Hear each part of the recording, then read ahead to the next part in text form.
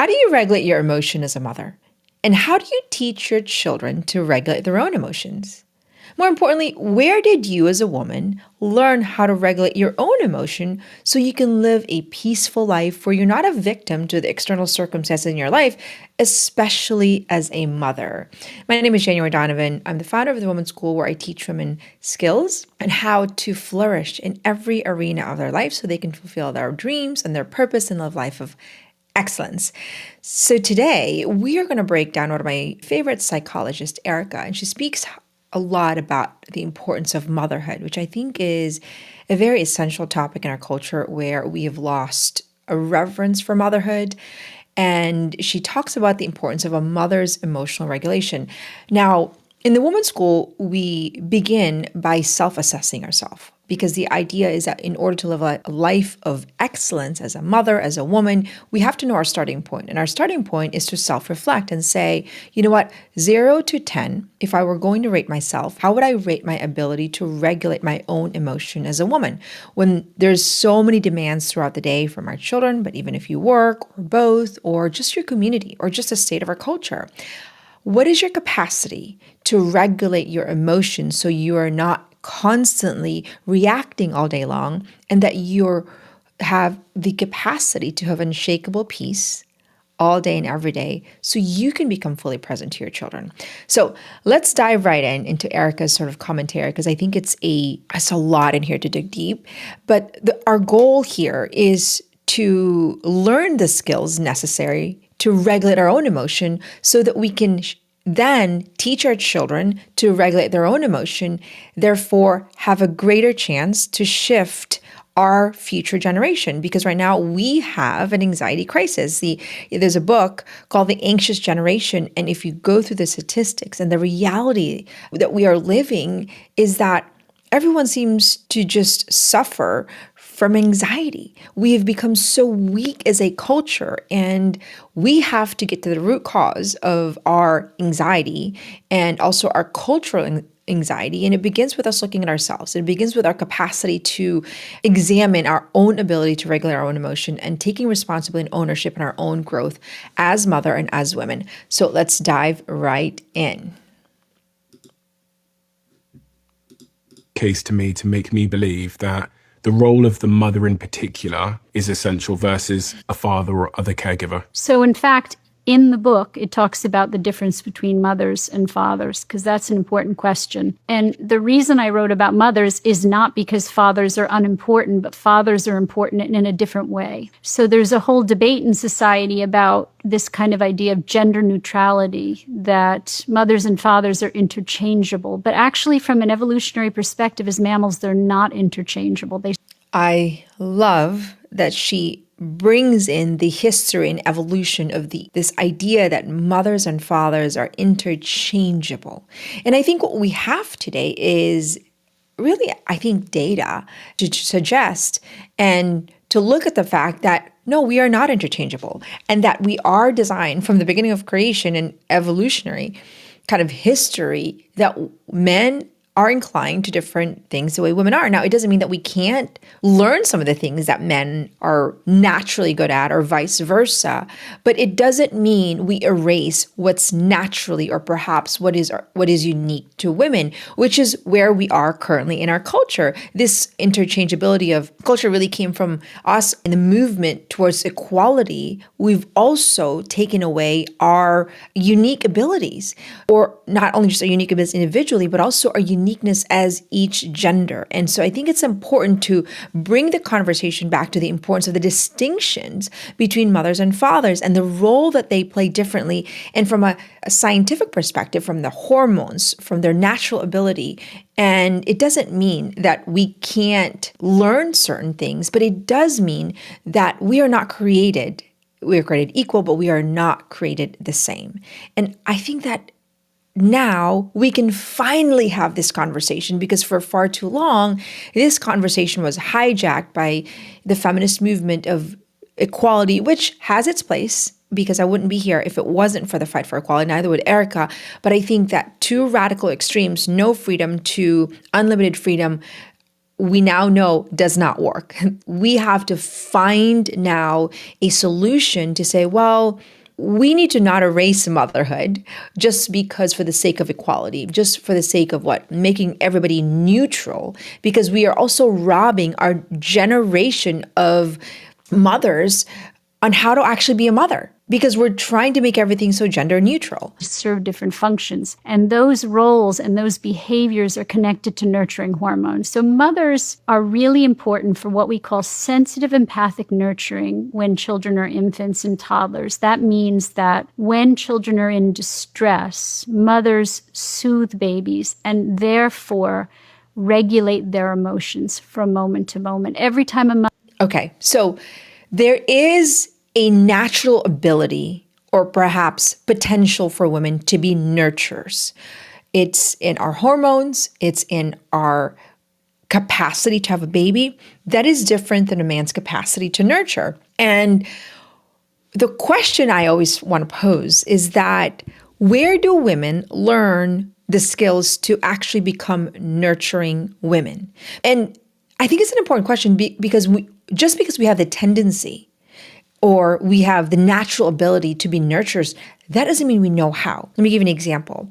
If you were not in a household where your mother was empathetic and nurtured you when you fell, or came to you when you fell and said, just brush it off, just get over it, you might also be deprived of your ability to not only awaken, but develop your nurturing capacity, even though you have the potential to be a nurturer. And I think that's an important conversation, because we think just because we're born a one, we know how to be one.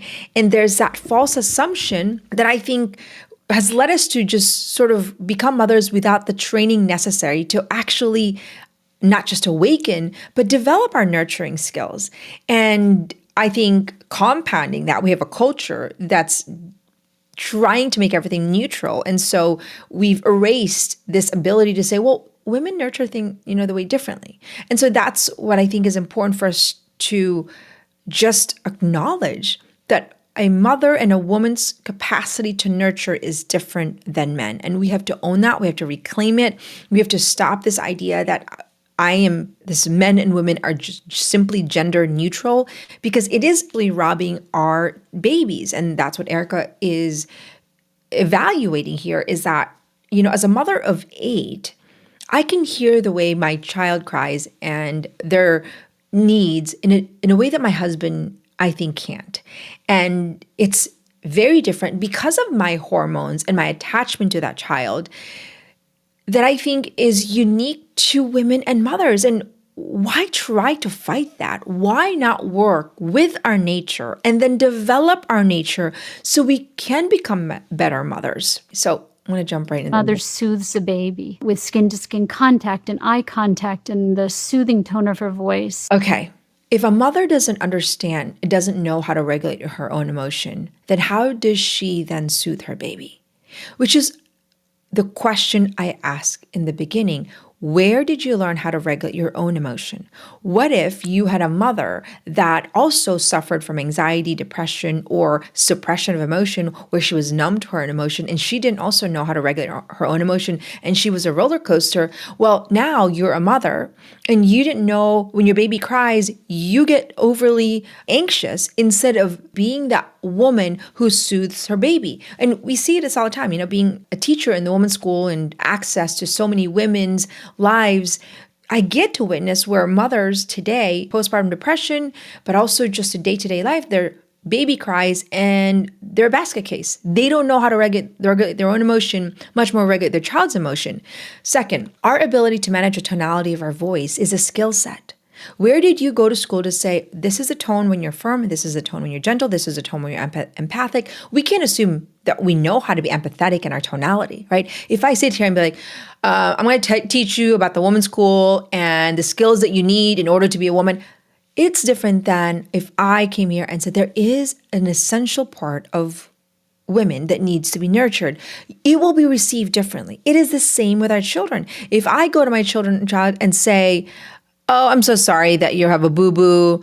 Oh, I'm so sorry, honey, come on over. Or I'm so sorry you have a boo-boo, right? The tonality is, determines how our child will receive how we nurture. And so it's important for us to reflect 0 to 10, how in command are we of our tonality? Are we able to know what tone to use for discipline, for empathy, for nurturing? Or have we not been trained as women to know when and how to do that? Therefore, our homes, our children might not feel nurtured the way we think they should, even though we are there, even though we're trying our best, but somehow it is not landing because we lack the skill of perhaps managing our tonality or paying attention to their emotional cues, because we're also emotionally hijacked because somebody said something bad about us and we are a hot mess. We can't think clearly because we're so consumed about other people's opinion of us and how maybe your mother-in-law thinks you mother. And then all of a sudden, instead of being fully present to your child's needs, you're just on survival because of the lack of skills that you need to also regulate your own emotion. I mean, this is a crisis of sort of motherhood, because today women are opting, 1 out of 5 women are saying, I don't want to be a mother. And it's because what's being advertised are mothers who feel so depleted, so anxious and overwhelmed because life as a mother is challenging. Now, it is true that there's challenges in motherhood, just like there's challenges in every other profession. However, the training that other professions get in order to overcome their challenges, whether you are a doctor or a nurse, there's constant training to up your skill set. But if you think about mothers, it's the most fulfilling job. But if you're also depleted simply because there's no training in how to regulate your emotion, manage your mind, and all of a sudden this very beautiful thing that you love and you want to be fully present to your child, you are depleted, and not a fault of your own, but simply because you lack the training necessary to actually be the kind of mother that you want to be. And so we have to pay attention to how we are training mothers today to emotionally regulate the skills necessary to manage their mind, their emotion, to draw firm boundaries. These are training that are non-negotiable for mothers to learn to emotionally regulate, thus them giving them greater capacity to help their children regulate their own emotion. So this is a crisis really of formation, the formation of our mindset, the development of our skill set, so that we can be there for our children the way we want to, but we just don't know how to. She's leaning into that baby's pain and she is regulating that baby's emotion. That's fully assuming that a mother knows how to pay attention to her baby's pain because she knows how to pay attention to her own pain. If a mother is not paying attention to her own wounds and her own pain, and there's unhealed anger, frustration, trauma, it's going to be hard for her to pay attention to her child's pain, which means that the child's and the baby's need is also not met because she's incapable of seeing a child's need the way she should, because she is emotionally, literally hijacked. She doesn't see it. It's a blockage. This is why we need to learn to unblock some of the trauma, learn to develop resilience skills, learn to manage our own emotion, manage our mind. Why? Because this could hinder our generational relationships. The relationship between a mother and a daughter, a mother and a son, our relationship, simply because we're so undertrained in how to manage our own emotions and our own minds. And the way I like to think about it is that, when babies are born, they're born emotionally disjointed. Think about sailing in the Atlantic. This is how babies' emotions go. They'll go from 0 to 60 in 3 seconds with their emotions. And okay, so now we say we have to ask ourselves, who taught you to have such command of your emotion? And that's what we talk about in the women's school, is that we ought to learn emotional command. And that's the skill. It's the ability to regulate our own emotions so we're not a victim of external circumstances. Therefore, our day is not full of a roller coaster. So what she's seeing here is that, okay, this is what babies are born not knowing how to regulate your emotion, but so are you. As a mother, you too are not born to regulate your own emotion. So if you've never learned the skill of regulating your own emotion, which by the way is directly connected to your ability to manage your mind as a skill set, because our thoughts impact our emotion impact our physiology impacts our spiritual receptivity. They're all integrated. And we have to start looking at a very integrated version of a woman so that we don't just sort of, this is my emotion and this is my physical body and this is my spiritual life. No, it's all integrated, because if I'm worried about what somebody else thinks of me because I haven't learned the skill of managing critics, I start to get anxious, and then physically I'm tense, and then spiritually I'm not fully present. I can't hear God. I can't listen to what my child's needs. And so all of a sudden I'm a mother and I'm trying to take care of my child and I'm fully not present, not because I want to, but because I don't know how to. And so this is something that we as a culture need to actually have hard conversations of the essential formation necessary for mothers to then get to the root crisis of why so many women are unfulfilled mothers. Because now we're looking at the child. We're looking at, okay, how does a mother regulate the child? Emotion, but that presupposes that a mother knows how to actually also regulate her own emotion. So there has to be some mercy in the way we look at ourselves. There has to be sort of this tenderness that we say, you know what? If I'm honest, my mom never taught me. If I'm honest, my mom also didn't know how. If I'm honest, I had a really good mom, but she actually did not have the skills to teach me how to regulate my own emotion in a very technologically hijacked society, because she didn't have technology and she didn't have to contend with 500 distractions going around all day long. She didn't know how to teach you to regulate an emotion in a world that's going in a vortex because there's so many distractions. So we also can't blame our mothers in a world that's massively different than the world she grew up with. And so it's important for us to just see it for what it is so that we don't keep fixing the symptom, but get to the root of the crisis. And the root of the crisis to me is the unformed mother that lacks the training necessary to form her child.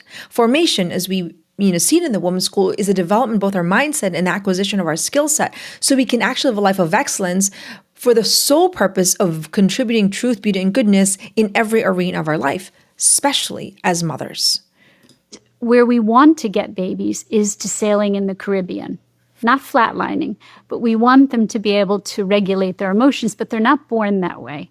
And so mothers, because they soothe the baby from moment to moment, when they're physically and emotionally present enough. See, and this is even a testimony of a mother's nurturing capacity. Even though mothers are emotionally hijacked, they still soothe their baby. They are giving from an empty cup. They are giving the best that they can. We are giving the best that we can, even though maybe we never received it. And so it's also a really beautiful thing to honor that even though mothers maybe lack the capacity due to a lack of training and formation, they're still doing it. They're still nurturing their child at the cost of their own sanity, right? 1 out of 5 women are now on antidepressant. How many of those are mothers? We have to acknowledge just the natural capacity of women to nurture, even at the hardest state of our lives. I mean, that's the way God designed women. In the first 3 years, they help a baby to learn how to regulate their emotions. So by 3 years of age, 85% of the right brain is developed. And by 3 years of age, babies can then start to internalize the ability to regulate their own emotions. Now, if mothers... So by the age of 3, babies should know how to regulate their own emotions. What do we perpetuate in our culture? Terrible twos. The assumption is that babies have these terrible twos and that they're just sort of born that way. Well, are they, right? We are there to teach them how to regulate their emotions when things don't go their way. We need to understand the child. Mothers ought to be studying themselves, studying their children. I remember when I had my 4 children under 4, and to be sincerely honest, with you, people always ask me all the time, that must have been challenging. I was very blessed to have a trainer, a mentor that mentored me with mindset and skill set training, unannounced to her that I would have 4 kids under 4 and then eventually I have 8 children, to develop a routine, to manage my mind, to manage my emotion. And I did this all through college for years and years. I had to meet with her every single month, and she helped me develop some of these skills so that by the time she helped me find the right man, she helped me develop the skills to find the right man, to be the right woman. I mean, it was not easy work. I felt like it was training. It was like training for Olympics. But I realized immense gift that she gave me, because by the time I was a mother, 4 kids under 4, it was a breeze. It wasn't a breeze. I'm not trying to impress you, but to impress upon you that training changed the way I was able to mother 4 children under 4 years old and manage that routine while also actually still training women on the side, because it's what I was passionate about. And so the training that I think the training determines the quality of our motherhood. And so I think that that's my ultimate sort of conversation here, is that if you feel as though you can't regulate your own emotion, then you have to invest in your own formation as a woman. And I think that we as a culture owe it to the next generation to have an infrastructure where women have access to training. Women have access to developing their mindset and their emotions and developing skill after skill after skill to regulate their own lives, but then also be really sort of the cause to change and transform our future generation.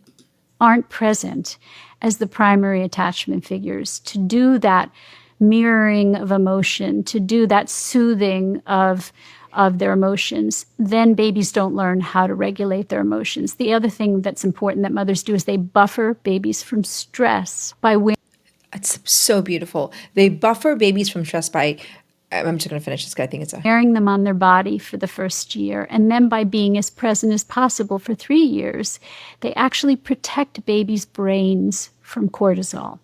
So here's the thing. You don't have to agree with Erica of, wearing babies. And I think that's not the point, because I think that this could be a point of contention. You're listening to somebody. I actually really admire Erica, but I don't agree in everything she says. And so the reason why I say this to you, because you could just block her great information because maybe you don't believe in baby wearing. And I think that's important for us to acknowledge that we need to learn from people. We don't all agree in everything that they say.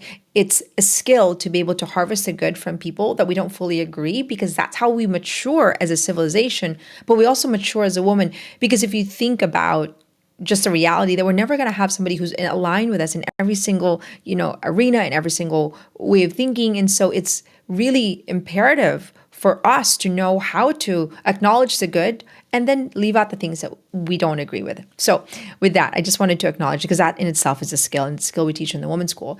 But if we're incapable of managing our own stress, how can we then buffer our children's stress? How can we look at our child and say, this is life happening for you? And, with language. So I have 8 children, 4 girls and 4 boys.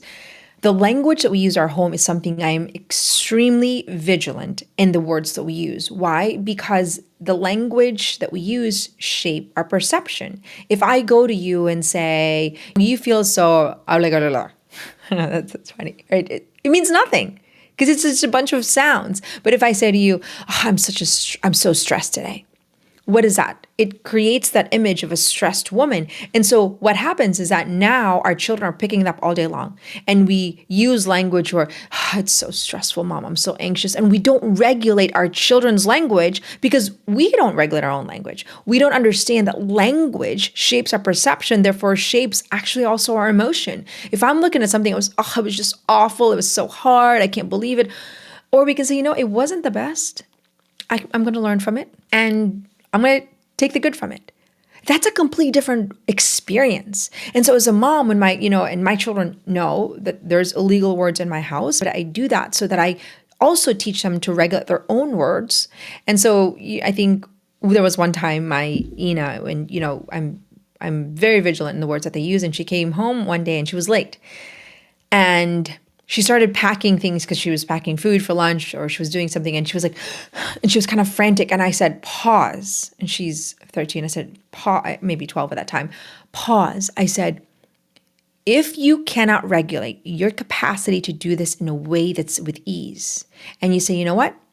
I'm a little bit late, but I'm going to do this with ease. I'm going to find the joy in the situation, make good of it. And you're going to do things in haste. And it sounds like you're stressed. And then you're acting like this and you're making this sound. That then gives my other children permission that that's a permissible behavior.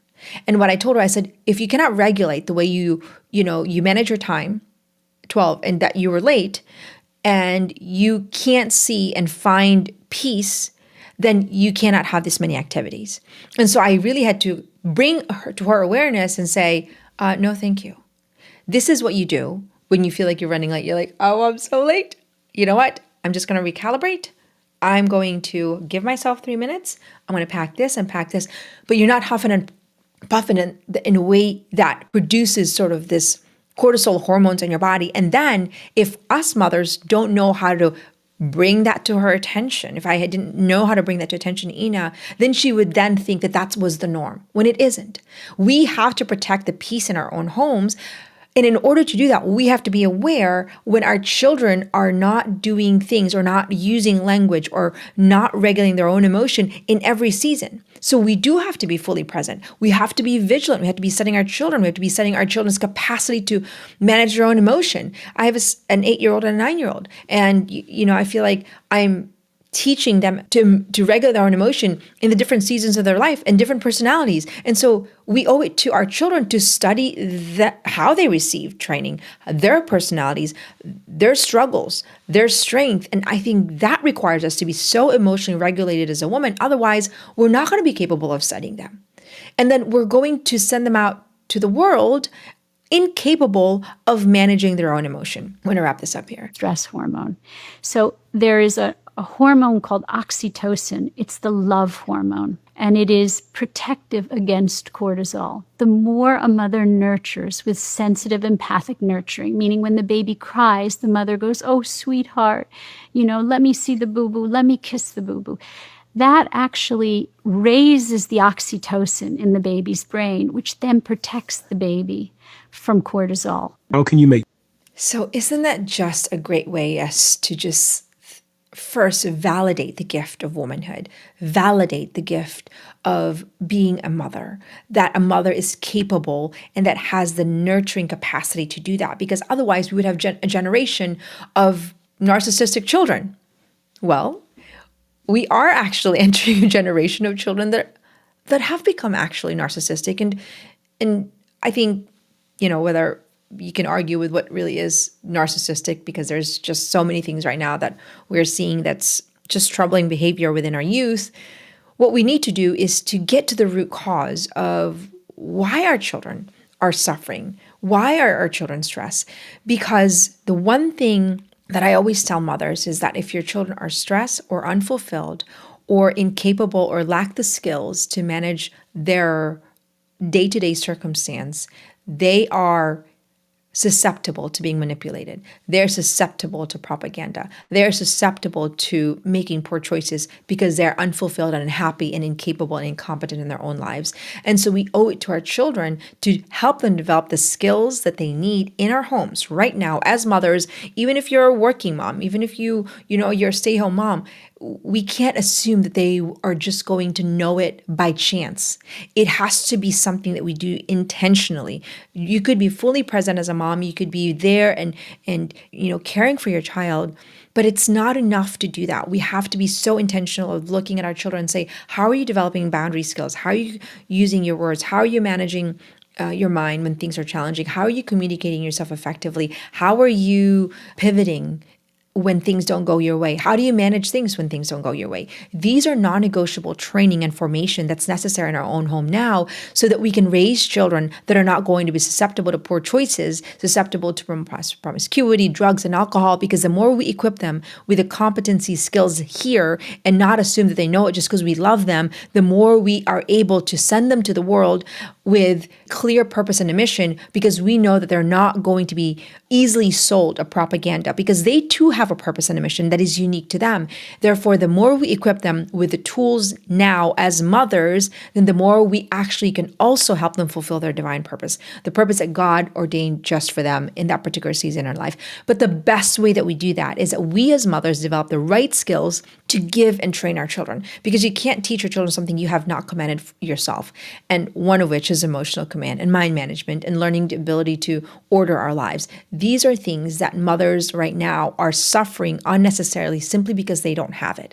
So before we sort of pour gasoline into our guilt and our shame, let's be mindful of the training that we didn't receive and have mercy on, look kindly upon how we actually are as mothers.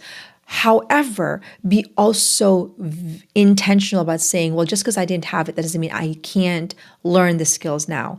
And oftentimes, our wounds become our greatest compass towards our contribution. The things that I didn't receive became the fuel for me learning the skills I needed. So when Elena, my mentor that I told you about, came to me and wanted to teach me how to develop a routine, how to manage my mind, my emotion, if she said, Jen, you're write 10, I would write 30. I went above and beyond because the things that I suffered gave me fuel to actually be more passionate about training as a woman. And so that's what I want to share to you. If training and developing the mindset and skill set is something that you believe is necessary in your own life, but also in your legacy, in your future generation, learn more about the Woman's School and our signature masterclass, the New Woman Masterclass, which I believe is the most comprehensive, integrated, practical training that gives you the standards and foundation of the skills that you need today as a woman, especially in our culture where women are defined and devalued. It is essential. I think that if we do not train, the cost is far too great. Athletes train, so should mothers. Learn more at the Women's School. You can click on our link below and follow us for more training and how to develop the right skill set to flourish and live a life ordered towards truth, beauty, and goodness.